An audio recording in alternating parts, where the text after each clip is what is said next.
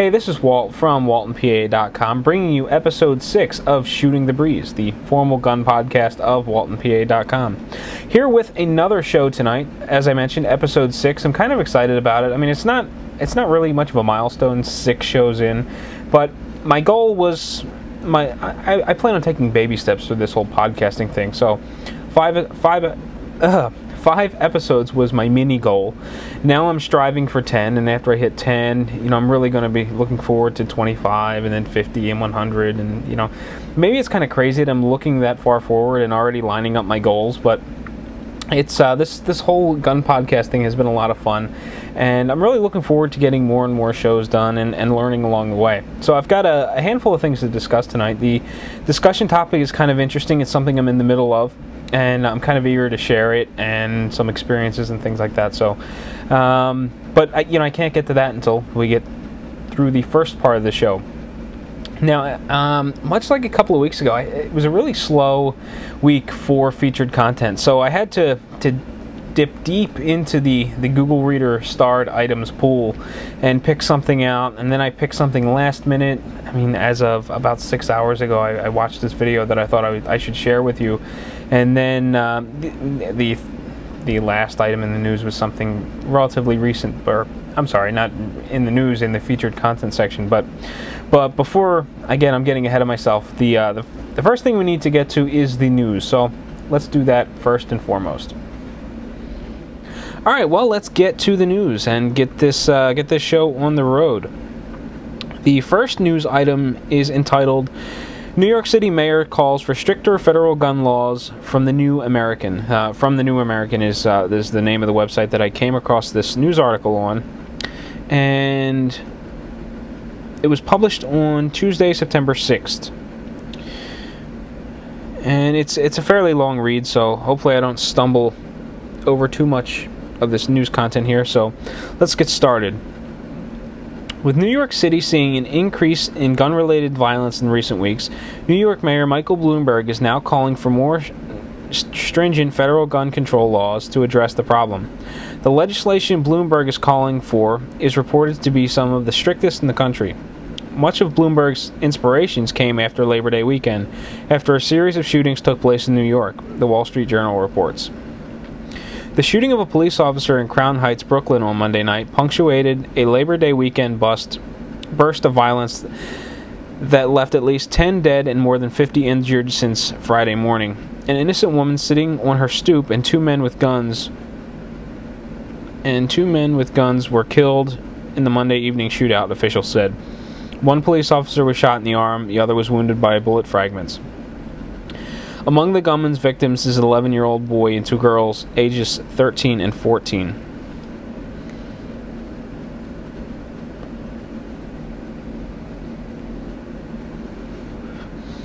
Likewise, according to the New York Post, gunfire erupted within the vicinity of the vicinity of the mayor during the West Indian Day Parade in Brooklyn. A number of shootings took place at or near the parade, the Post reports. The mayor is now using the weekend of violence to demand stricter restrictions. We cannot tolerate it. There are just too many guns on the streets, and we have to do something about it, he said. Bloomberg was very specific about what needs to be done to tackle the problem. We need federal government to step up, both ends of Pennsylvania Avenue, both sides of the aisle. Bloomberg made the call even as New York ranks among cities with the strictest gun control laws in the country. The Blaze notes possession of an unlicensed handgun requires mandatory jail time, even for an NFL celebrity like Plexico Burress. I should probably practice read these once or twice before I turn the camera on, so I apologize for stumbling through these. So now that I get that little apology in there, let's jump back to the news article. In Glenn Beck's book, Arguing with Idiots, he outlined the difficult and tedious task of attempting to acquire a residence permit for a handgun in Manhattan, New York. The book tackled the experience of a Glenn Beck staffer in his effort to obtain a license, who discovered the endless amount of bureaucratic red tape, expense, and complications that revolve around the process of obtaining the permit. The process took up an entire page in a textbook-sized book. Beck summed it up as, Total time wasted 6 to 12 months. Total money spent $500 to $1,000. Having a handgun in spite of New York City elitist, priceless. Though New York City technically a may-issue state for firearms, some assert that it is more along the lines of a no-issue state, unless of course the person seeking the permit has connections. New York City has recently been targeted for its inconsistencies regarding the Second Amendment rights.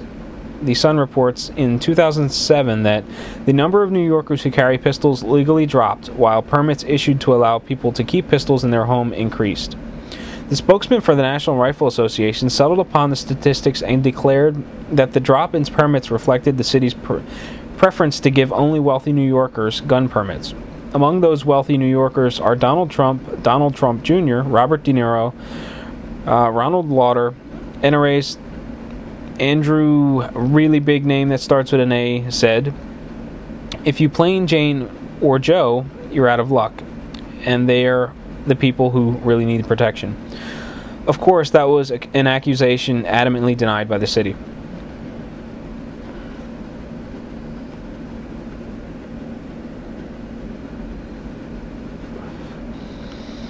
The blaze provides some history around the harsh gun laws in the city of New York.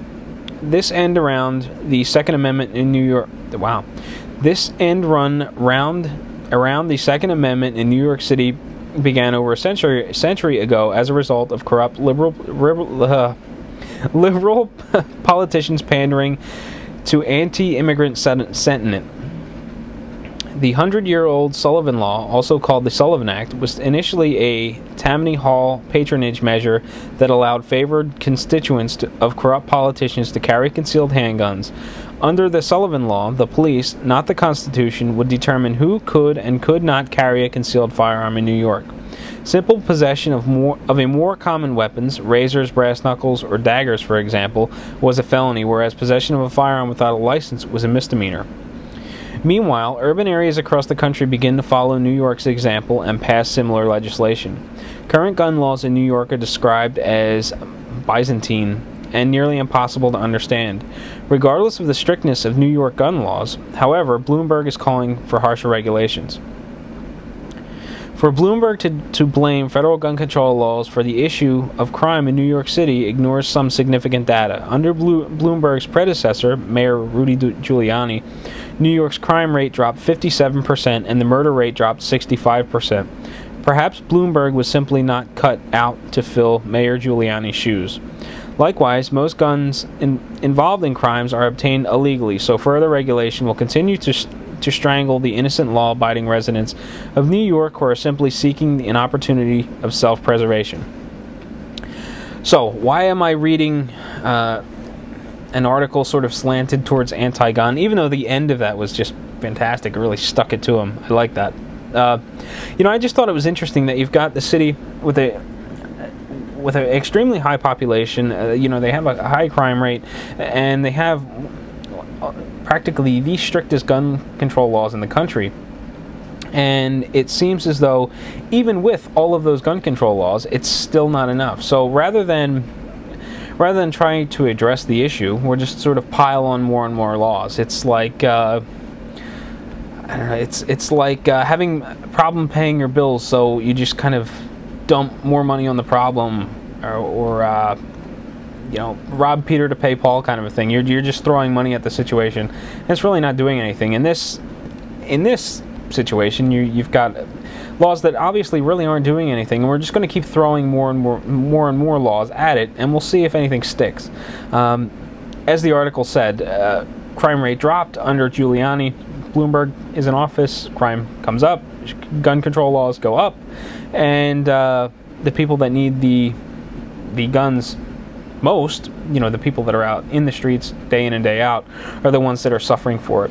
As I've said over and over again in the past, gun laws are for law-abiding citizens. Criminals don't abide by the laws to begin with, so more laws really doesn't mean anything. So, just my take on the situation and our first bit of news. Maybe I should turn the camera off now during my little break, which I normally do in between these news segments, and read the next one aloud so that it isn't so god-awful when I do it on camera. But In any case, hold on tight. I will be right back for the second bit of news. Alright, well, it is time for the second piece of news. And you know what? As the video was importing into iMovie and I was getting everything ready so that I can edit on the fly and then pick up and record this next segment, I flipped over to the news piece and I started reading it aloud. And then I just stopped thinking, what am I doing? Everything that I do on this podcast is totally off the cuff.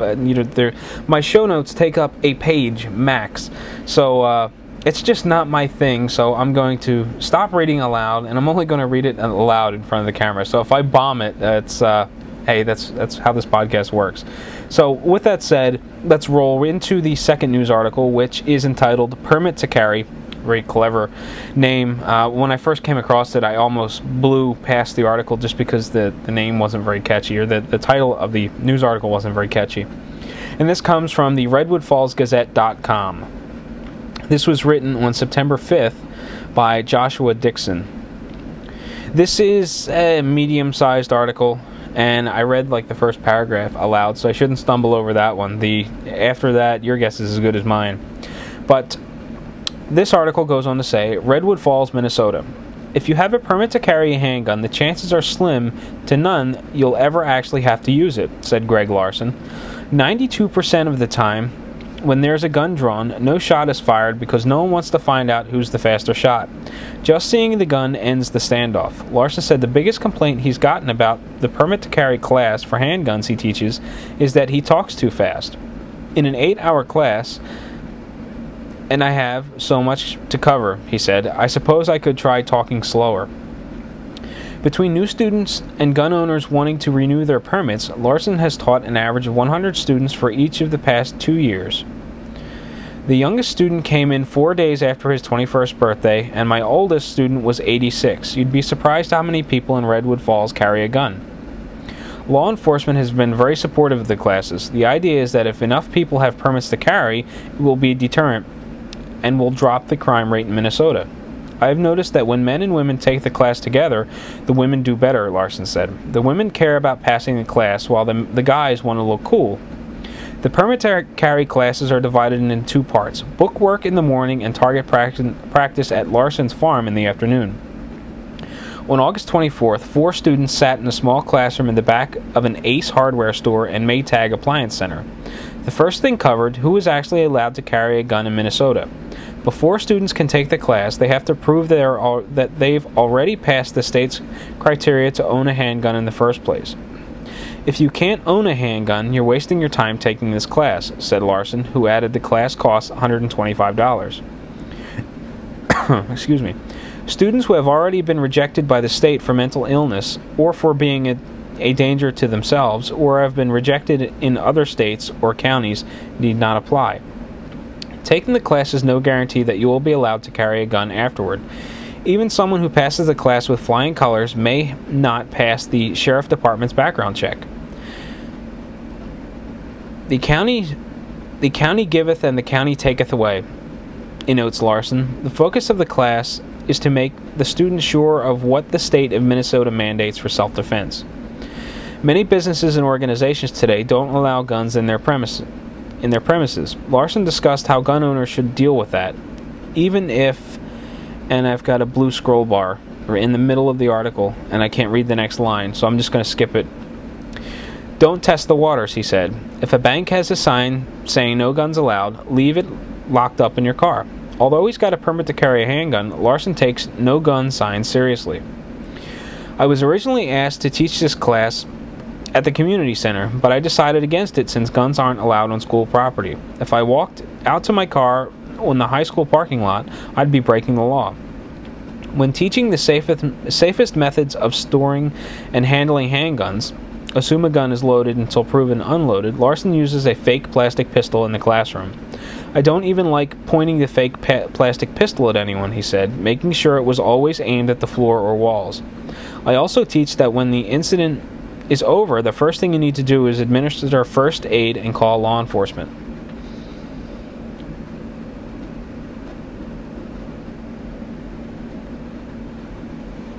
After lunch, the students regrouped at Larson's farm to learn safe shooting and gun handling techniques. The students brought their own handguns, which they had already gone through the process of getting licensed and registered.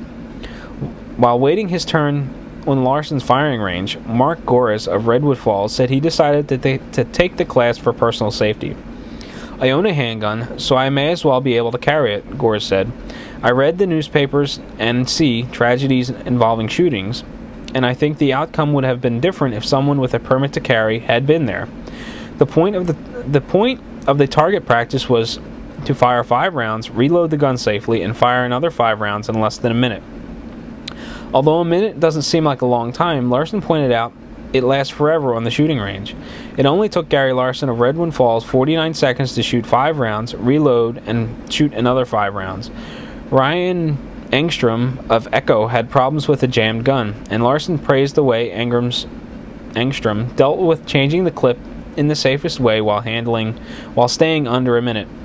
"The idea of the class is not to teach how to shoot somebody, it's to teach how to not get shot," Larson said. "I teach students when not to pull their guns. There's a whole chain of events about when you should and shouldn't pull your gun out." And that was the end of the article. It kind of bugs me that there was a big giant blue scroll bar in the middle of the screen, and I was unable to read that line.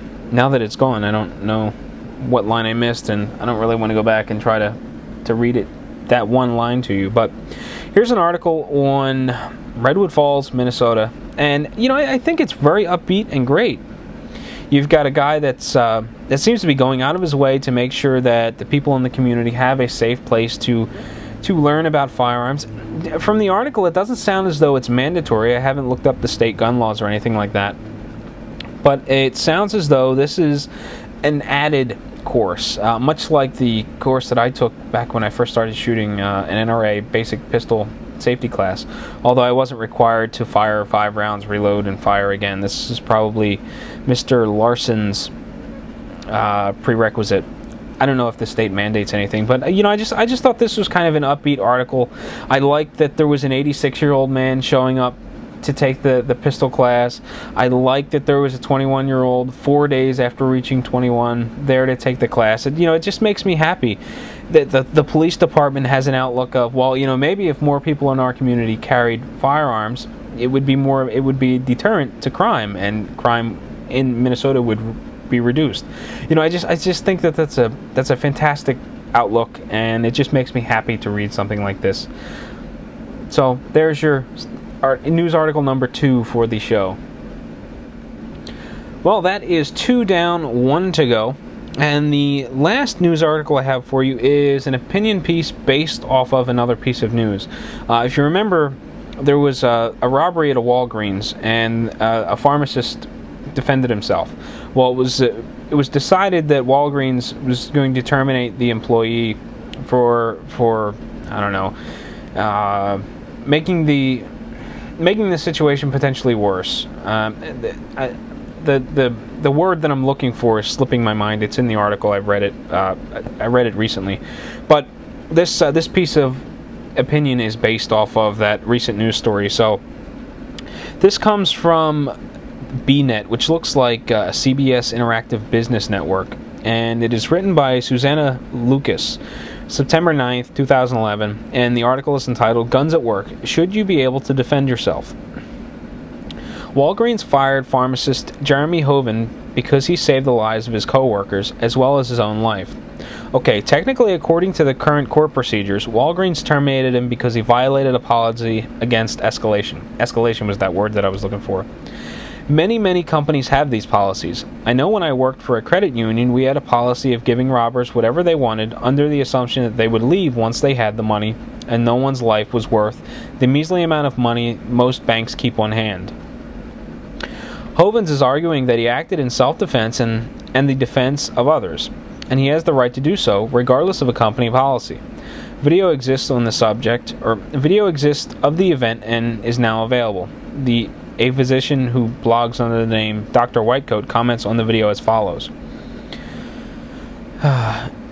Video posted on the mlive.com site shows 2 hooded thugs running into the store with guns. They took 1 or 2 employees hostage and then And when they saw the pharmacist behind the counter, one jumped over the counter to presumably take the pharmacist hostage too. The robber tried to shoot, but his gun jammed. That's when the pharmacist, Jeremy Hoven, whipped out his own handgun and shot back. The robbers ran away with their tails between their legs. Now, to be honest, I don't see the gun jamming, but I don't pretend to know anything about guns. What I do see is darn scary, and everybody in the pharmacy had reason to believe that their lives were in danger. The would-be robbers didn't calmly walk to the counter and pass a note like robbers do in the movies. They had already taken one person hostage, and leaping over the counter shows that they aren't content to have the pharmacist put their drugs of choice in nice little bottles with child-proof caps and leave. In theory, I support non-escalation rules. Whatever is stolen will not be of more financial value than the cost of a company if an employee or customer is accidentally killed or injured due to the escalation. But in the past, escalation has been things like chasing the robber out of the store and tackling him. That's not self-defense.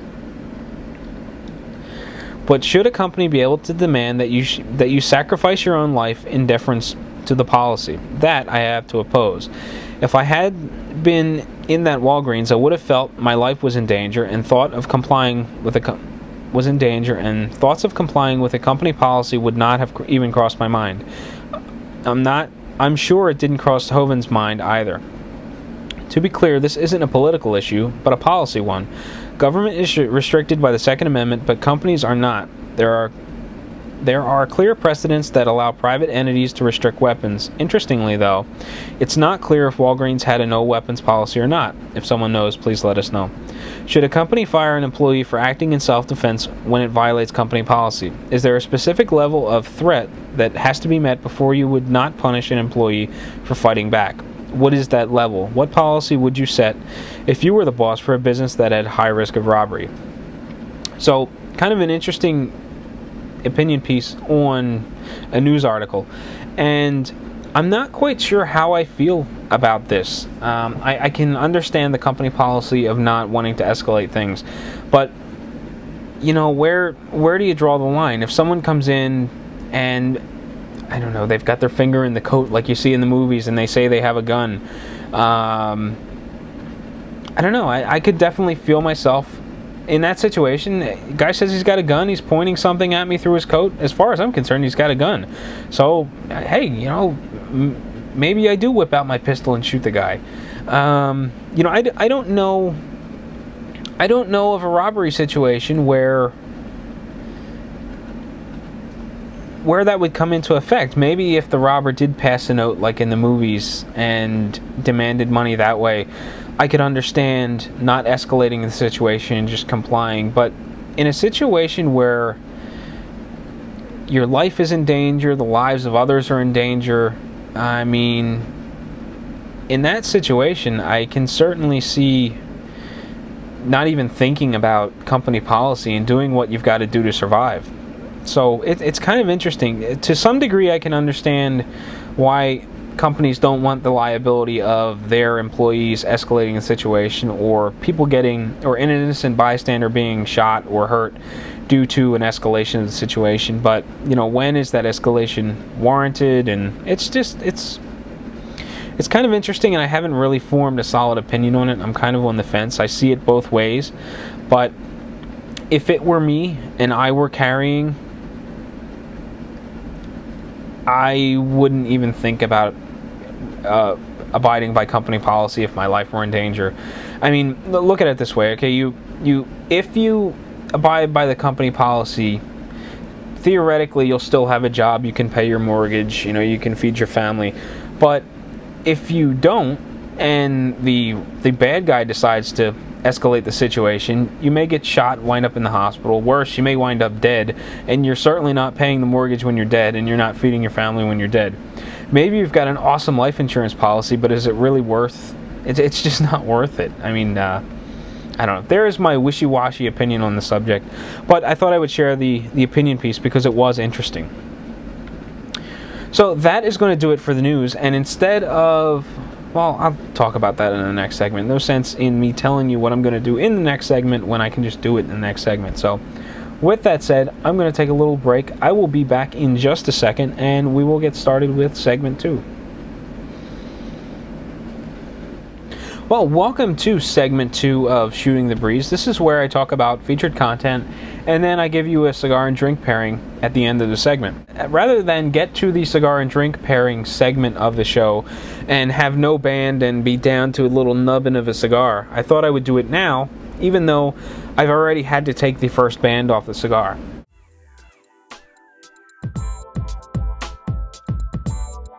Hey, it's Brian here from Stogie Review. If you like cigars, and I'll bet you do, how about you go over and check out StogieReview.com. Just, it's a bunch of guys.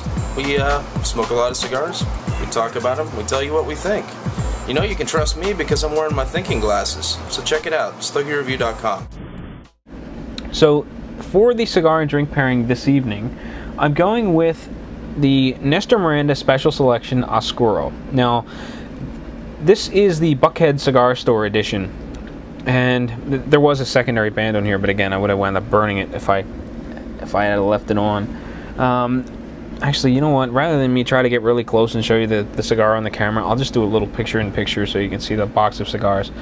But this cigar, I believe, is made in the My Father factory in Nicaragua, and this particular cigar is different than the Nestor Miranda Special Selection that you would see in your local cigar shop or in the Cigars International catalog or the Famous catalog or wherever you decide to order online. These are exclusive to Buckhead Cigar in Atlanta, Georgia. The shop is run by Mike and Borum. I've never met Borum, however, I've hung out with Mike a handful of times in New Orleans for IPCPR. He's a really nice guy. And from what I understand, the difference between this cigar and the cigar that you see elsewhere is that this particular one has an added Ligero leaf in it. And personally, I think it changes the blend dramatically. The Nestor Miranda Special Selection Oscuro that I was picking up at my local shop was kind of I never really caught on, or it never really caught on with me. It was a cigar that was priced a little bit outside my comfort zone to begin with, and while I generally wouldn't mind spending $6, $7, $8 for a Robusto Toro-sized cigar, I didn't feel like I was getting my money's worth. And I tried that cigar over and over again. I wanted to like it. It just never did anything for me. And I just kind of walked away from the brand eventually. And right after my daughter was born, I met up with a friend of mine, Paul Shing. And Shing999 on Twitter. And he'd given me one of the Buckhead edition Nestor Miranda Special Selections from Mike down at Buckhead. And I smoked it, I loved it, and then I tried buying the stuff at my local again, thinking that they were going to be very close. And it was just a Buckhead branded cigar and not a developed blend. Well, as it turns out, they are very different, and I wound up walking away from the Special Selection Oscuro again in my local tobacconist, and I started getting my cigars from Mike because I thought the blend was fantastic. It's a richer, bolder flavor. Even though there's an added Ligero leaf in there, this still isn't a really powerful stick. It's probably medium bodied, medium to full flavored. It's really easy on the palate. It's got a nice creamy texture. I have found that these cigars tend to like a drier environment. I have multiple storage containers, and when I store these in a 70% container, they are very dense and packed heavily with tobacco. So when they get up in the 70-ish range of relative humidity, they tend to swell a little bit and the draw is kind of stiff. I've been storing them, after experiencing that, I've been storing them down a little bit lower, 64, 65-ish, and they smoke beautifully. Nice long cigar despite burning through it really fast. This episode has taken me a little while, and I tend to smoke fast when I do these things, but very good cigar. You can only get them at Buckhead Cigar in Atlanta. Mike is more than happy to ship you cigars if you're interested in purchasing them, and you can get in touch with Buckhead Cigar at Buckhead Cigar on Twitter. You can send him a direct message, mentions, things like that, to discuss what he's got, what you're looking for, things like that. Or you can give him a call at 404-844-0400. Ask for Mike. Tell him you want his Nestor Miranda Special Selection Buckhead blend. I personally like the Oscuro, he also has a Rosado, and give him a try. I'm sure he'd be more than willing to sell you a 5-pack or a box if you're looking for it. So there's your cigar of the episode. The drink is really nothing fancy. I really felt like doing a cup of coffee. I like Oscuro Maduro with coffee flavors, so I just went with I think it's Tully's coffee for the Keurig machine, their Kona blend. Nothing fancy, just I really like coffee and Maduros / Oscuro sticks. So there's your cigar and beverage pairing for the episode. So now we can get on to this featured topic or featured content thing. Alright, well now it's time to get to the featured content section of the show. And as I mentioned earlier on, it was kind of a slow week. There wasn't a lot of stuff that really jumped out at me. So what I wound up doing was digging back into old starred content in Google Reader, and I pulled something out from a little while back, and I wanted to talk about that. So the first item is not recent. The second item is not so much a particular article as an entire podcast that I started listening to. So I've got that, and then the third piece is something that I actually watched during my lunch break at work, and I wanted to share with you just because, well, I'll tell you about that when I get to it. But first things first, the first piece of featured content is entitled Advice for Your First Match. This comes from Shelly over at Gun Nuts Media, and this was published August 30th, so it's not terribly old, but at the same time, it's not brand spanking new either. Now, as I mentioned in previous episodes, I really like reading Shelly's stuff. It's kind of Shooter 101. It's nothing ever seems as though it's over my head. I really enjoy it. It's simple. It's formatted well, and it gets the information across in a short article. I mean, this is probably 250 words or less. And Shelley goes on to tell you about some things that you should pack or have ready for your first USPSA, IDPA match, I-Corps, 3-gun, whatever type of match you're going to generalize. Shelley tells you what to expect. And I found it really interesting. I wish I would have seen this article, or I wish this article would have been published before I shot my first match, because this would have been tremendously beneficial to me. Things like in my own experience, when I got to the range and I set up, I got ready to do my match, one of the things that I found was that the match lasted much, much longer than I anticipated, and Shelley suggests that you plan for that. Now, I got there about a half an hour, 45 minutes before start time so that I could do a safety check. It was my first match. So that was out of the way, and that was also something that Shelley suggests, getting in touch with the match director ahead of time so that you know whether or not you need to go through a safety check procedure. So I get there early, I'm all ready to go, and I'm thinking, how long could this possibly take? It looks like there's 6 courses of fire. There's maybe a dozen people per squad. This shouldn't be too bad. We'll get through this really fast. I expected to be back home and in 2 hours maybe. I wound up being there all day in the heat and the sun, and I had a really good time. I really can't wait to go back and do another match. But there were things that definitely would have made me more comfortable. Sunblock would have been fantastic. I came home red as a lobster, burnt to a crisp from standing out in the sun. Extra water would have been great. I almost left my water in the car because I had tossed a Gatorade or something in my range bag, and I thought, what do I need my water bottle for? I'll just leave it on the passenger seat of my car, and I'll be fine. I'm only going to be here for 2 hours. Well, I thought against it, and I wound up sticking my water bottle in my range bag. It was a good thing I did, because I wound up going through all of the Gatorade, which wasn't much, all of the water in my water bottle, and the first thing I did after the match was drive to a convenience store and grab a couple bottles of water and get hydrated again. Snacks would have been a great thing. I was out there all day. I was feeling kind of run down. A protein bar, an energy bar, or something would have been great. As I mentioned, sunblock would have been really, really good. But I definitely head over to Gun Nuts and check out this article. Again, it's short, it's to the point, and it's got some really good information. Some stuff that seems really basic, but I most definitely overlooked it for my first match, and you really wouldn't want to, you know, learn the hard way like I did, showing up for your first match without having gone through this little checklist of items. So definitely check it out.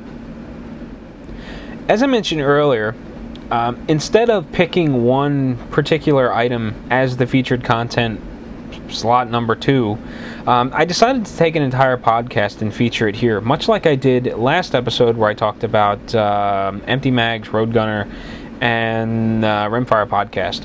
This time around, I want to talk a little bit about the New Shooter podcast, and I really don't know where I came across this. I think it may have been Twitter or a retweet or something, but I came across this podcast, and it really intrigued me. It's geared towards new shooters, and it's a lot of really cool information, and it's all presented in a way that doesn't go over my head. I really enjoy guns. I like shooting. I like talking guns. My knowledge is limited because I'm still relatively new. I mean, I've been shooting for a few years, but I really never immersed myself in gun culture until relatively recently. So it's easy for things to go over my head, or for my eyes to glaze over when someone starts talking about the complicated intricacies of an internal gun part.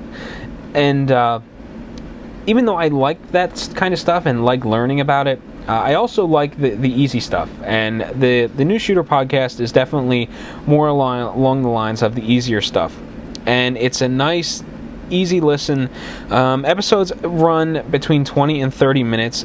I could have swore I listened to an episode of this podcast that's not listed, but I've listened to the first 4 episodes. All of them were pretty good. There was an interview with the filmmaker from A Girl and a Gun, which I thought was pretty interesting. But my favorite, by far, of the 4 that I listened to was an interview with John, I'm going to butcher his last name, Zakzik, from the Shooters Association, or the Zombie Shooters Association. Now, when I saw this particular blog post, or this podcast entry, I see the logo for the Zombie Shooters Association, I hear the name, and I think to myself, how serious can this possibly be? Who is going to take Zombie Shooter Association seriously, as serious as they do IDPA, USPSA, ICOR, SAS? You know what? Is this just kind of a fun game? Are they trying to be serious about this? And I listened to the interview, and I was really, really impressed. I liked what I hear. I like what I heard, and the association sounds like a ton of fun. It's geared towards brand new shooters. It's sort of like IDPA and USPSA, but it's different at the same time.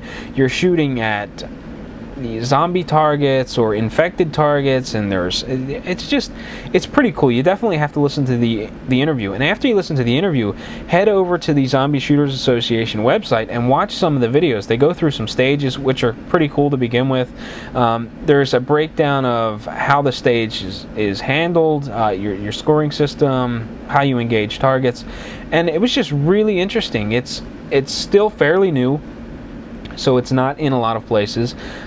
If a Zombie Shooter Association club popped up in my area, I would most definitely go and shoot the match, because for one, it's very new shooter friendly from what I can see, and it sounds like a ton of fun. Even if you chuckle a little bit on the inside when you see Zombie Shooters Association, it sounds like a great time.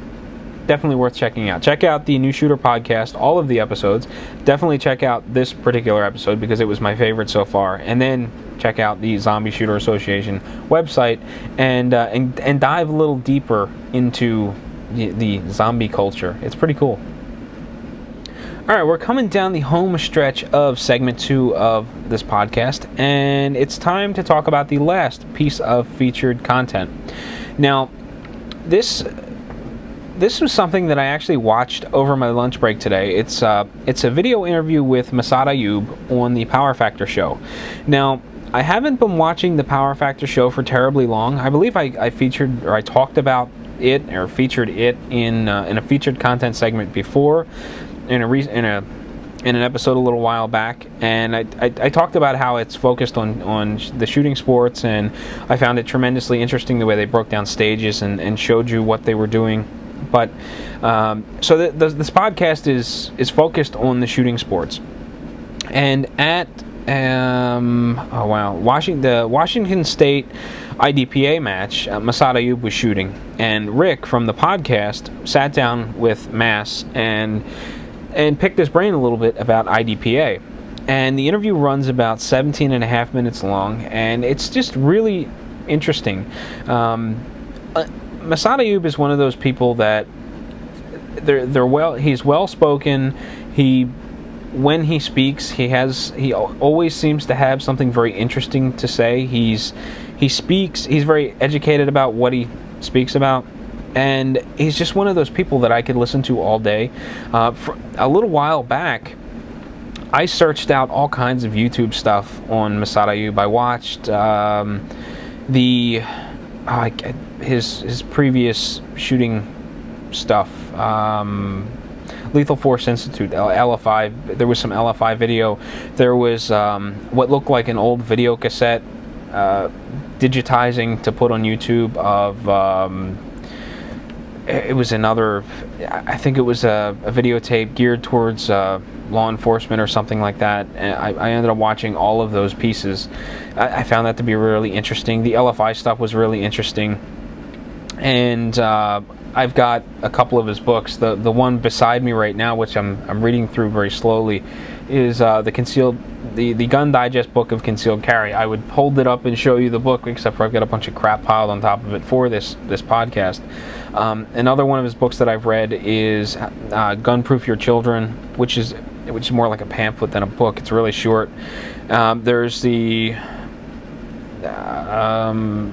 Primer to Handguns or something like that, which is on the flip side of the Gunproof Your Children pamphlet / book. I haven't read that yet, but I plan to, and I could probably do it in 15-20 minutes. It's very, very short, but I've always enjoyed watching Massad Ayoob stuff. I'm a big fan of the Pro Arms podcast, and I absolutely love it when Massad Ayoob steps in and does a portion of the podcast.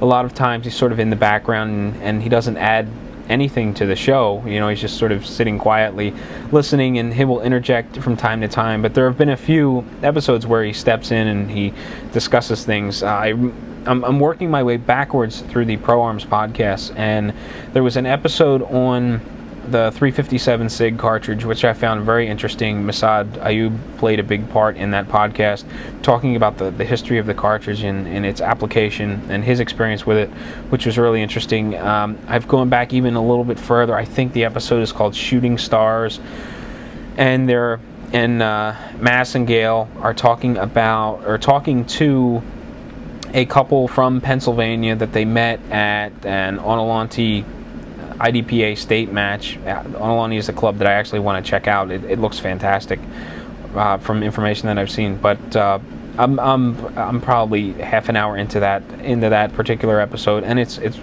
going really, really well. So definitely check it out. Massad Ayoob puts forth some really interesting insight to IDPA and this particular match in general. And again, he's just one of those people that I could listen to all day long. One of these days, I really want to take a Mag 40 class, but he was actually doing a Mag 40 class in my general area. He was, I don't know, maybe 2 hours away, and I really wanted to do it, but the cost of the class was kind of expensive. Cost of all the ammunition added on top of that, plus hotel stay, plus taking a week off of work. When you combine all that stuff together, it was too short a notice to take the class. Maybe next year. I really want to take the class. It looks fantastic, and I hear rave reviews about it. But definitely check out the Power Factor Show and listen to and watch episode 39 with a special interview with Massad Ayoob.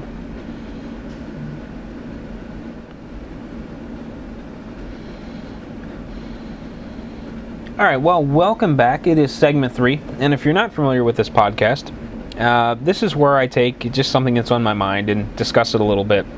Now, I try to keep the show at about an hour, so it leaves me with about 15 minutes or so to kind of get this off my chest and discuss it. So what I want to talk about now is something that I've been doing recently. And if you've ever talked to a golfer or seen interviews on TV, they make mention that one of the greatest training aids is to set up a video camera and record their swing so that they can see what's going on, and they can see all of the steps through their swing, and then they can fine-tune their game. Well, I think that that is a tremendous training aid, and I apply it to guns as well. So what I've been doing for the last several months is, when I go to the range, I take my little flip cam and I set it up on a shooting bench beside me, and I record myself shooting so that I can see everything that's going on.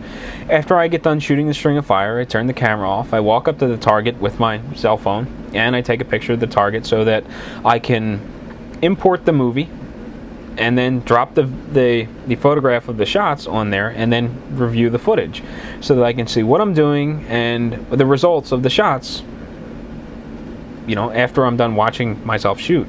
And I found it to be a really interesting way to pick out things that I need work on. Now, recently I upgraded that flip cam. Actually, Stogie Review upgraded the flip cam because flip is being discontinued, and the price of the cameras came down considerably, and it was really hard to pass up these cameras that do a tremendous job for $110 or something like that. So all of us, Brian, Jerry, and I, got new flip cameras. We got the HD Ultras, and I've been taking this to the range. Basically, what you see is a flip cam with a tripod attached. So here's your standard flip cam. The tripod is an accessory, and the wide angle lens is a magnetic accessory that clips on the front. So what I'll do is I'll take this and I'll set it up off to the side, and I'll record myself shooting. It records HD footage. I can come home and review my footage and review the photographs that I've taken during the range trip, and I can fine-tune my shooting experience or fine-tune my next range trip. Well, I decided to build on that a little bit. I've been really eyeing up these Contour HD cameras. They're body-mounted cameras, and they give you a perspective view through the eyes of the shooter or anyone that's got this thing mounted to themselves. It's not exactly through the eyes, but you get their perspective because most times it's mounted to their head. And they were kind of pricey. Well, again, this particular camera is being discontinued and a new model is being rolled out. So with the reduction in price, I decided I'm going to get one, and I'm going to use it for the range. Now, hopefully I'll remember to insert the picture or the video footage of the old setup with the camera shooting me from the side, so you saw what that looks like. And then I'm going to add in right here what the perspective view looks like, or from my eyes. Actually, the camera is mounted to my head, and this is actually the camera. This is the headband attachment for it, which, I don't know, it looks like I kind of borrowed it from Richard Simmons. But basically, you mount this thing to your head, or you strap this thing on, you hit the button. It's got some lasers that will give you a general idea of where the camera is pointed, and I'll grip the gun and I'll fire. So I've got video of my grip, my hands, what is going on out in front of my face, the target in the background. Off to the side, I have the camera shooting from the side. Depending on where I mount it, you get a better look of my grip, or if I've got it mounted on the strong side, you can make out my trigger control. And again, I put all this video together, and I take a picture of the target, and I analyze what I'm doing. And it's been a great way to improve my shooting. Well, what I decided to do was share this video footage with a popular forum that I'm a member of, which is the Pennsylvania Firearm Owners Association, in the tactics and trainings section, and I asked for some feedback. I was struggling to maintain a decent group, so I thought, you know what, I'm going to put this out there, and I'm going to see what do I need to improve that I'm obviously not seeing, because something isn't working.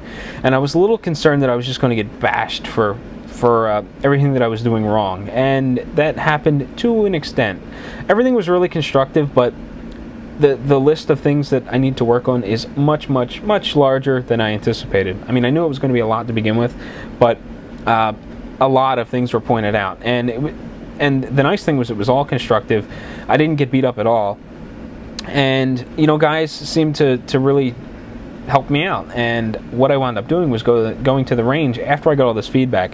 I went to the range the following day, and I applied everything that I had been told. And what do you know? My groups went from like this massive splatter effect down to, you know, maybe a basketball-sized group at 10 yards. So I was getting like this, I don't know, you know, I was always managing to hit center mass, but I couldn't get any sort of consistency. After applying the things that were pointed out to me, I was able to shrink that group, and I was starting to see consistency. So I need to, you know, keep practicing, obviously, to tighten the groups up. And I've set goals for myself. You know, now that I've got sort of a basketball-sized group, the next goal is I want softball-sized groups. And then once I can manage that, I want baseball-sized groups. And after that, I want golf ball-sized groups. And then, you know, I need to generate a training routine.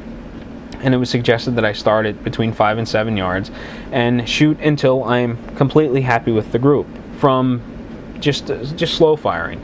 Once I'm happy with the group, then I go from there, shooting still 5 to 7 yards, only now I'm shooting from the compressed ready position, bring the gun up, and then fire. And continue to do that until I'm happy with the group. And then step out further, maybe 10 yards, and start the whole process over again. And that is sort of what I'm planning on doing from here on out.